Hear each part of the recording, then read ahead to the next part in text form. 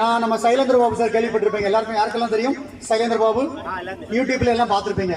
ஒரு மிகச்சிறந்த கல்வியாளர், மிகச்சிறந்த பேச்சாளர், மிகச்சிறந்த ஒரு காவல்துறை அதிகாரி, மிகச்சிறந்த விளையாட்டு வீரர். அவரு முன் பார்த்தீங்கன்னா எனக்கு ரோல் மாடல் யாருன்னா வால்டர் தேவாரம் சார். அது உங்கள் அப்பாக்களுக்கெல்லாம் தெரியும். மிகப்பெரிய ஒரு வீரர் வால்டர் தேவாரம் சார், அதுக்கப்புறம் சைலேந்திர பாபு சார். இந்த ரெண்டு பேரும் பார்த்தீங்கன்னா விளையாட்டுக்காகவும் கல்விக்காகவும் தன்னை அர்ப்பணித்தவர்கள்.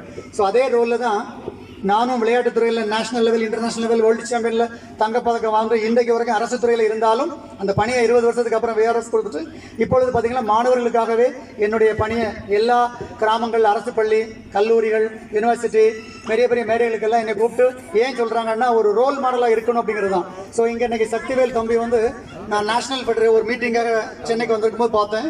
அற்புதமான ஒரு தென்காசியிலேருந்து ஒரு அழகான குழந்தைகள் எல்லாம் விளையாட்டுத்துறையில் சாதிக்கிறதுக்காக கூட்டிகிட்டு வந்திருந்தாரு. அந்த ஸ்டேஜை பார்க்கும்போது ரொம்ப பெருமையாக இருந்துச்சு. ஏன்னா கன்னியாகுமரி, திருநெல்வேலி எல்லாருமே குறைவாக வந்தாங்க, ஆனால் தென்காசியில் அதிகமாக வந்தாங்க.